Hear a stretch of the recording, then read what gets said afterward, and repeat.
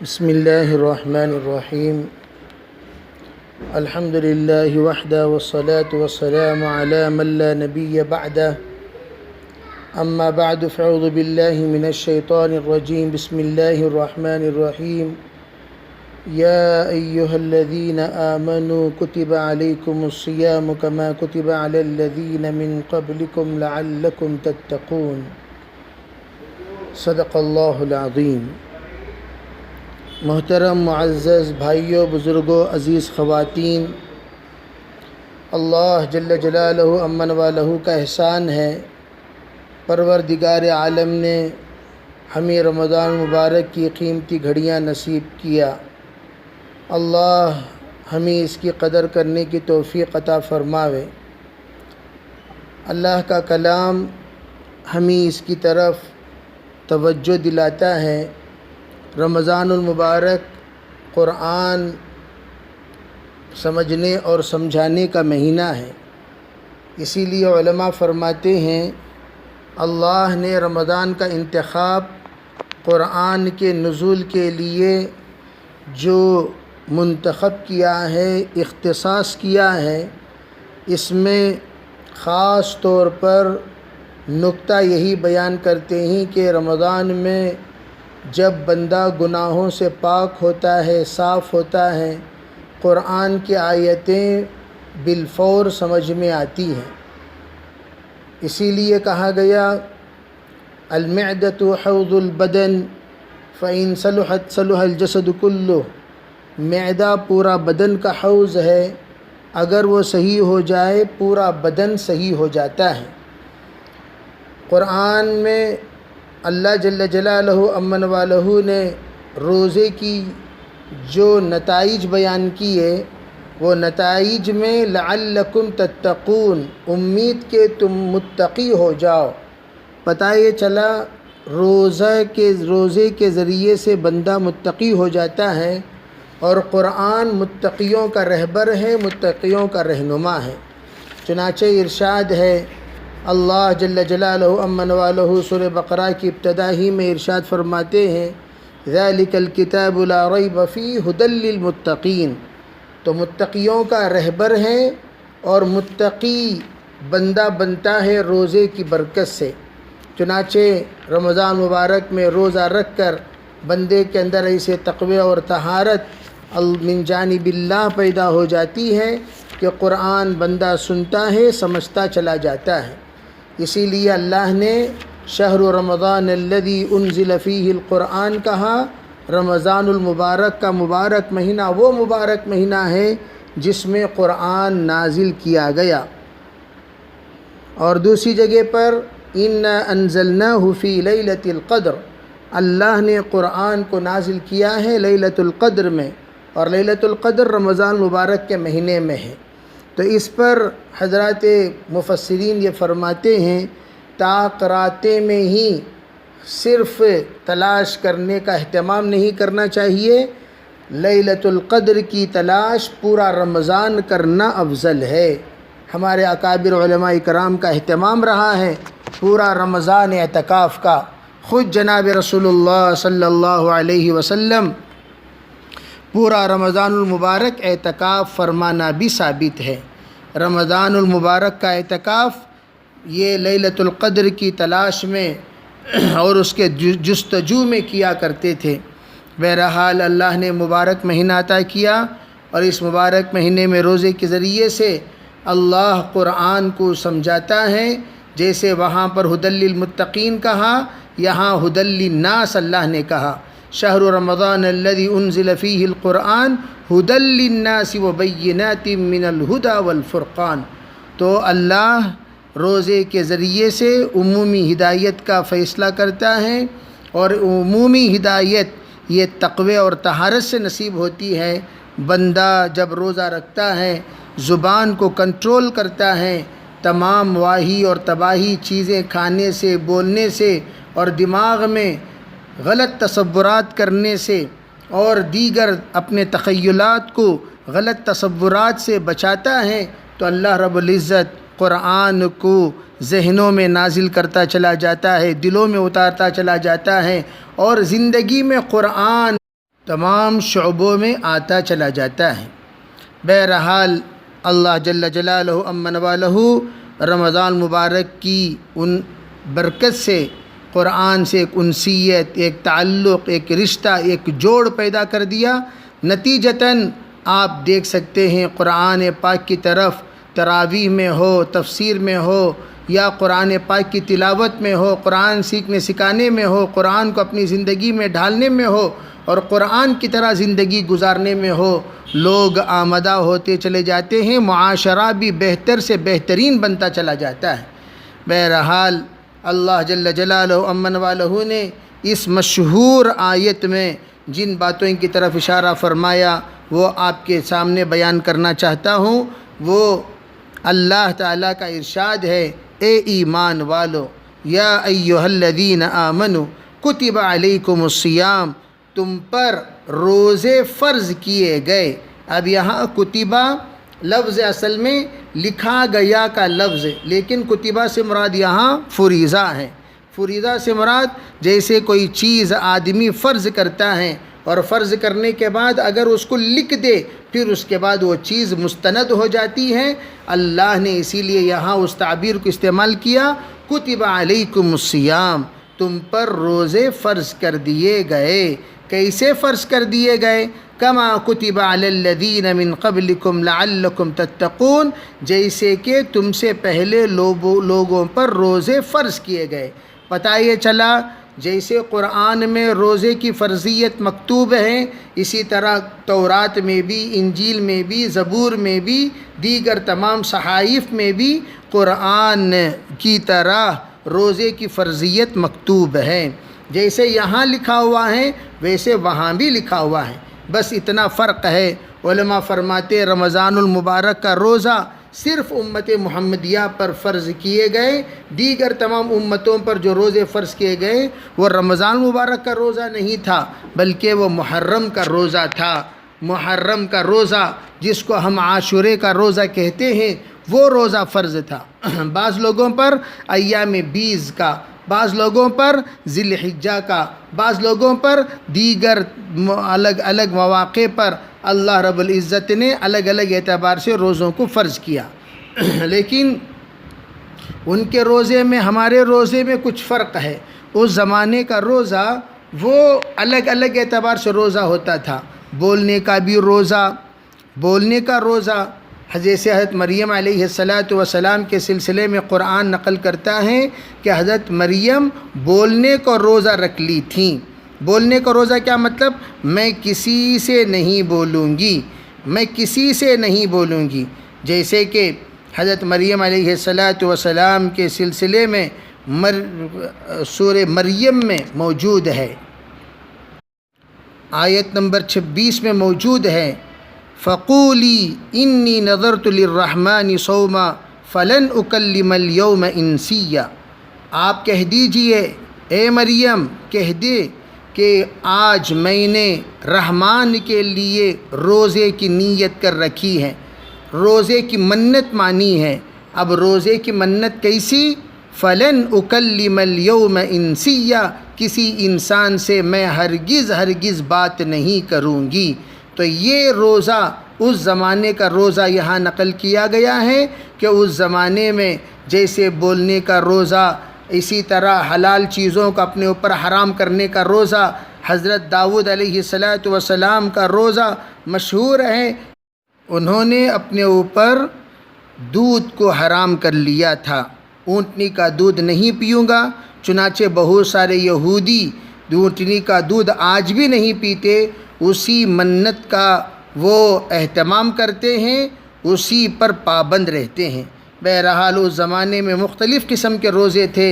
اللہ جل جلالہ امن والہ نے الحمدللہ ہمیں جو روزہ عطا کیا وہ روزہ کامل مکمل سحری اور افطاری والا روزہ ہے، جس کے عجیب انداز سے اللہ نے قرآن میں تذکرہ کیا ہے، کلوا واشربوا حتى يتبين لكم الخيط الأبيض من الخيط الأسود من الفجر ثم أتموا الصيام إلى الليل ولا تباشروهن وأنتم عاكفون في المساجد تلك حدود الله فلا تقربوها۔ اللہ جل جلالہ امن والہ کا صاف ارشاد ہے، کھاؤ پیو۔ یہاں کھاؤ پیو سے مراد سحری کا کھانا اور پینا ہے، اس لیے کہ مطلقاً کھاؤ پیو کا حکم تو قرآن پاک میں جا بجا ہے، کلوا واشربوا ولا تسرفوا، کھاؤ پیو اسراف نہ کرو۔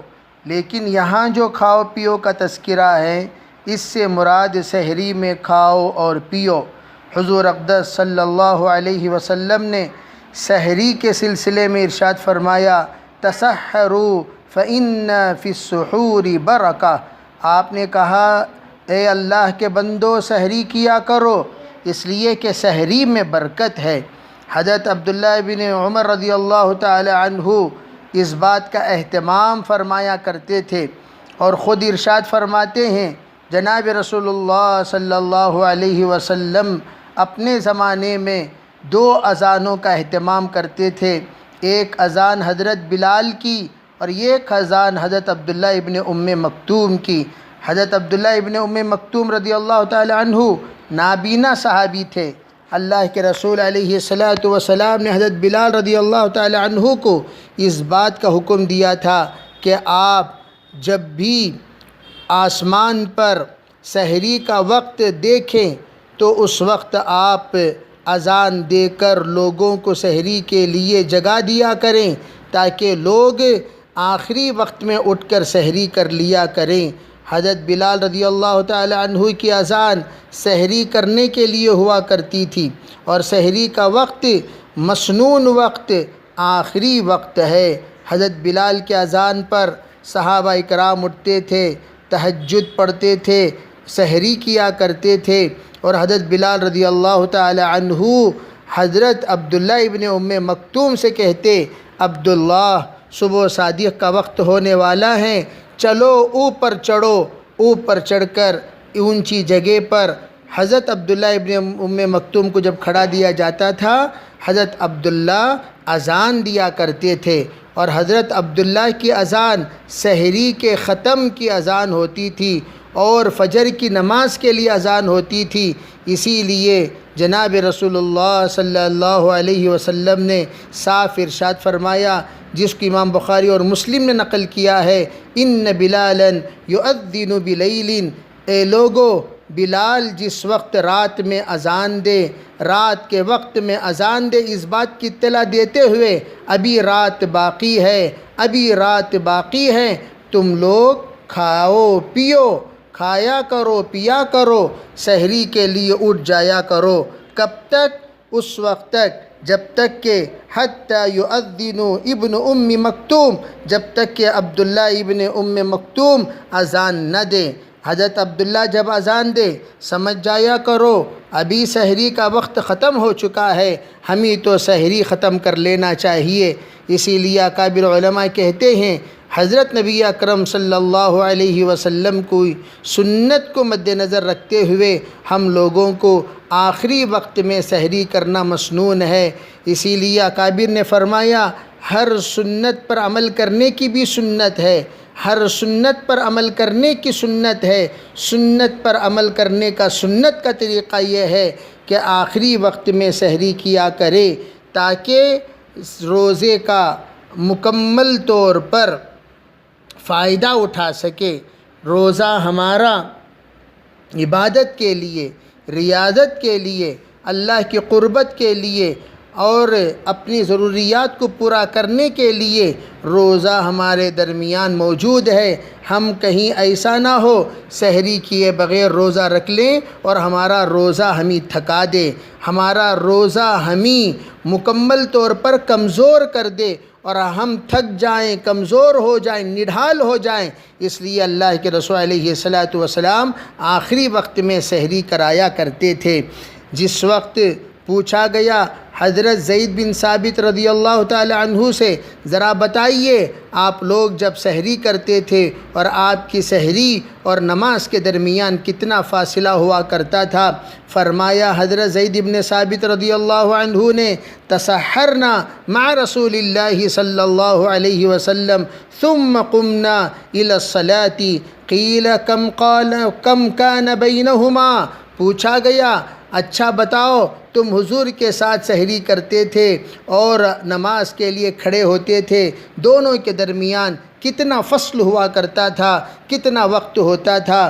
فرمایا قال 50 آیہ، 50 آیتوں کی تلاوت کے برابر، یعنی ہمارے سحری ختم کرنے کے بعد فجر کی نماز تک 50 آیتیں کوئی بندہ تلاوت کرے تو کتنا فصل ہوتا ہے، کتنا وقفہ ہوتا ہے؟ اتنا ہی وقفہ ہماری سحری اور فجر کی نماز کے درمیان ہوا کرتا تھا۔ اللہ کے رسول علیہ الصلاۃ والسلام کا ایک اور ارشاد ہے، آپ نے سحری کے سلسلے میں فرمایا سحری کا اہتمام کرو، سحری کا اہتمام کرو۔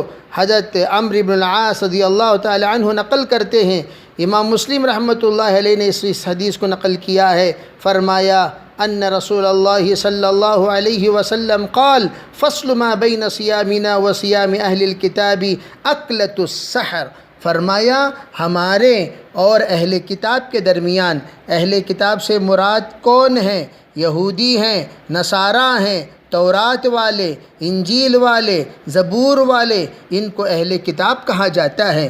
ہمارے اور اہل کتاب کے درمیان فرق کیا ہے؟ وہ بھی روزہ رکھتے ہیں، ہم بھی روزہ رکھتے ہیں، وہ بھی اہتمام کرتے ہیں، ہم بھی اہتمام کرتے ہیں، لیکن ہمارے اور ان کے روزے کے درمیان فرق کیا ہے؟ فرمایا ہمارا روزہ سحری والا ہوتا ہے، ان کا روزہ سحری والا نہیں ہوتا، صرف افطاری والا ہوتا ہے۔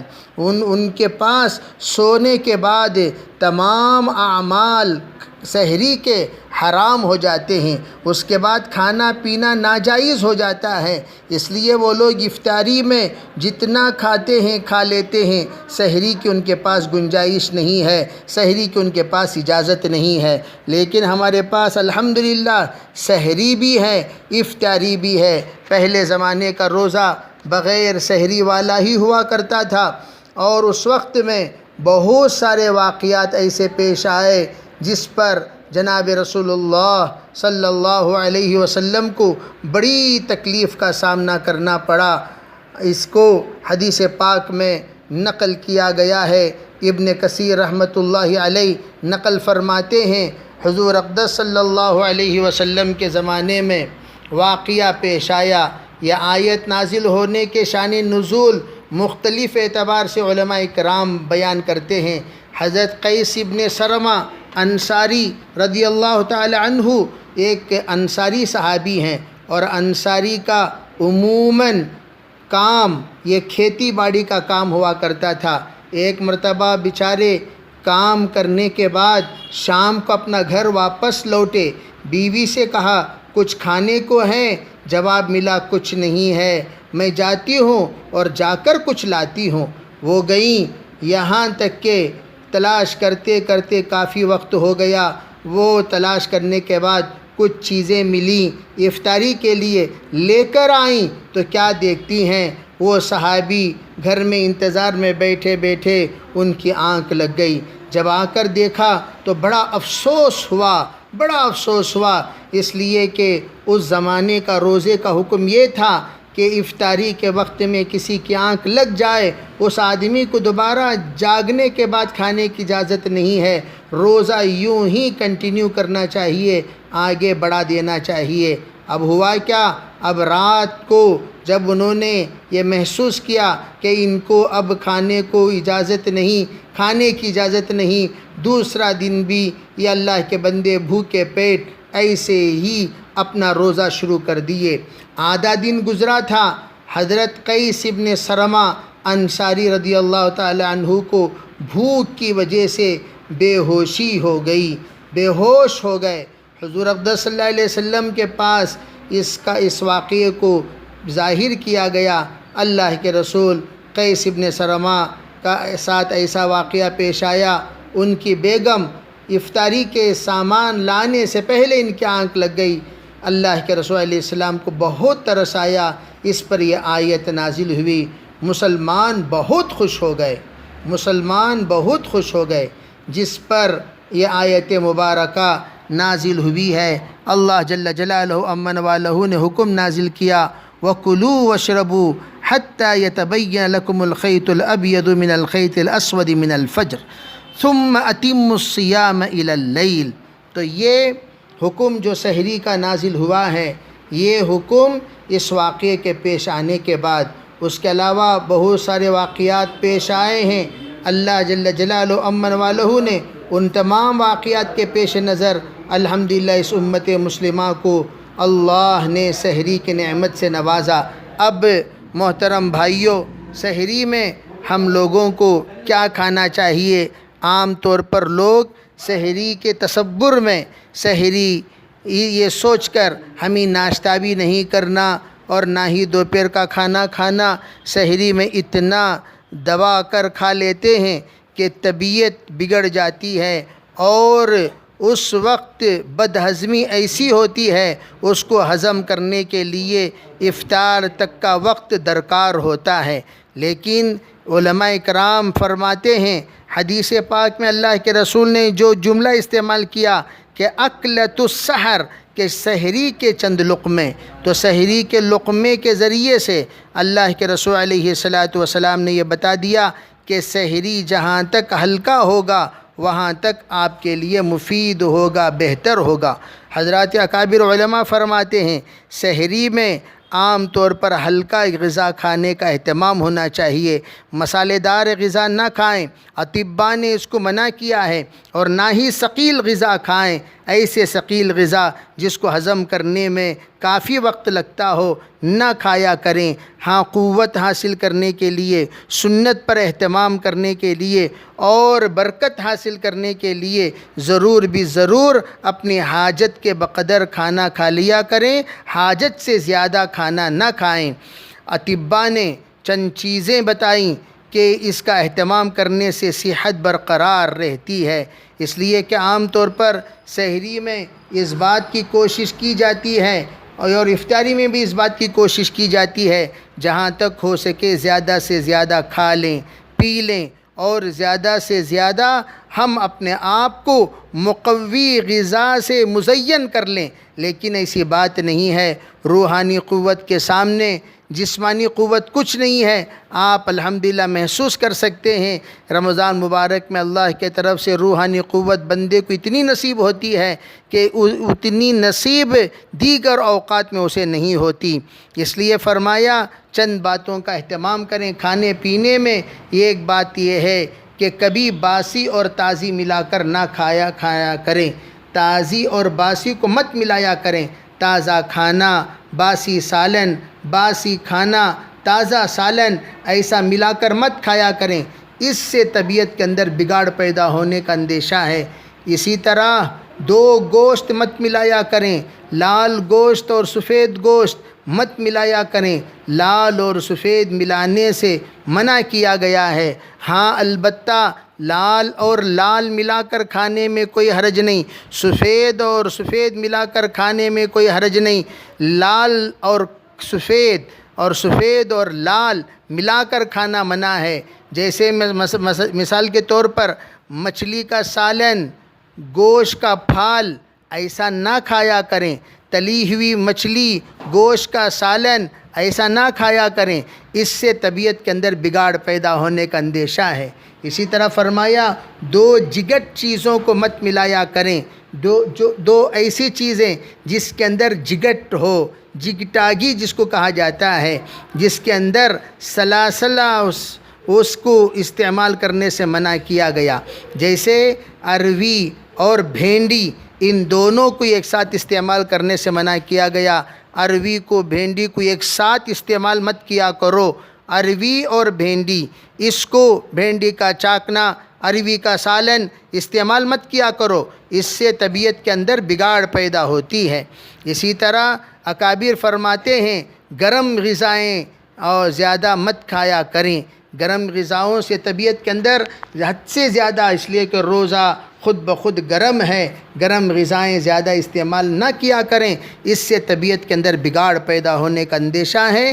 اور نہ ہی افطاری کے وقت میں ٹھنڈی چیزیں، برف کی چیزیں استعمال کیا کریں، جیسے عام طور پر لوگوں کی عادت ہے افطاری میں برفیلی چیزیں استعمال کرتے ہیں، جیسے ٹھنڈا شربت، ایسا شربت جس کے ذریعے سے مکمل طور پر ٹھنڈک حاصل ہو جائے، اس نیت کے ساتھ، اس کوشش کے ساتھ جو شربت پیتے ہیں، حقیقت میں اس سے بہت بڑا نقصان اٹھانا پڑتا ہے۔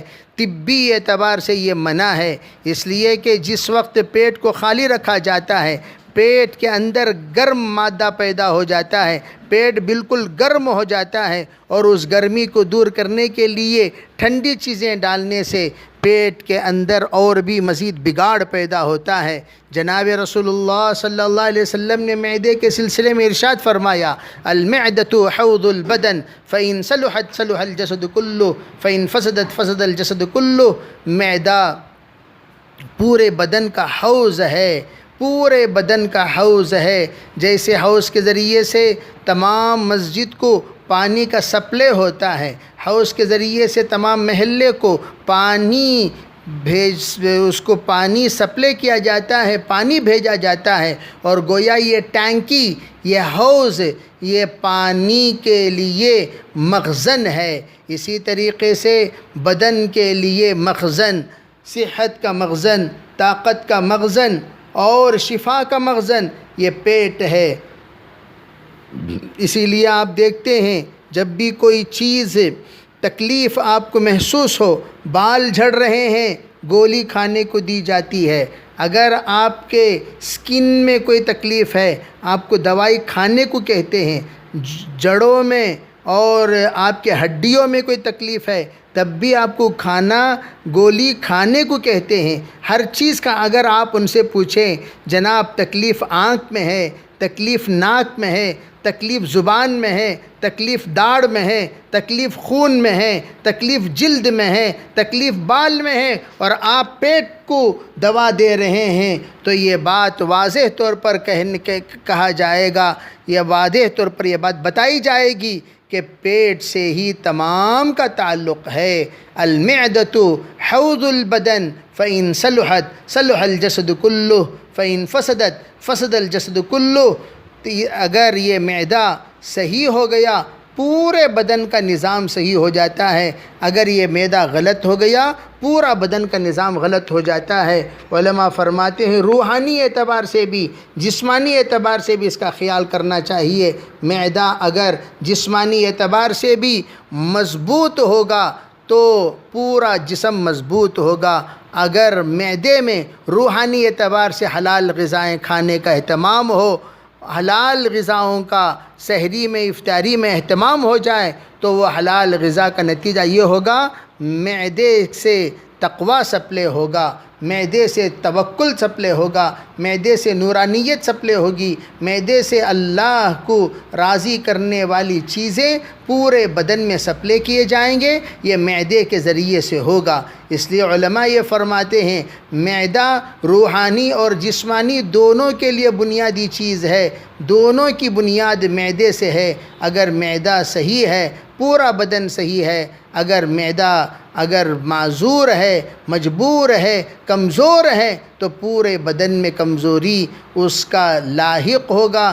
اسی لیے علماء اکرام جو اطباء عظام یہ فرماتے ہیں کہ معدے کا خیال رکھیں، اور رمضان مبارک روحانی اعتبار سے بھی اوور آئلنگ ہے، سروس ہے، اور جسمانی اعتبار سے اوور آئلنگ ہے، سروس ہے۔